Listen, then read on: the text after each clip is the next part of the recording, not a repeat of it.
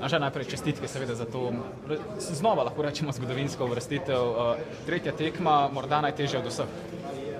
Ja, sigurno, da tudi po rezultatu pri Pelanu se je tudi kazenskih strelov najdaljša tekma, tako da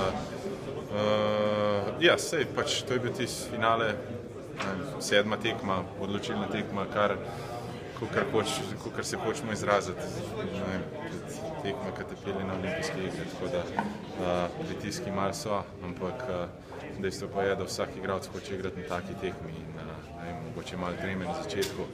Mislim, da smo to tremo mi danes zelo pozitivno usmerjali in pripeljali tekmo do konca, tako kot smo jo hoteli, oziroma ne vem, če smo bili hoteli tiste 2 gola zapraviti, tisto prednost, ampak zdaj niti ni važno. Sami ste rekli prava finalna tekma, po kateri pravzaprav ni ničesar več. Tudi zaradi tega mogoče še kanček več moči, kanček več borbenosti, ekipnega duha, kar je bilo danes zelo vidno.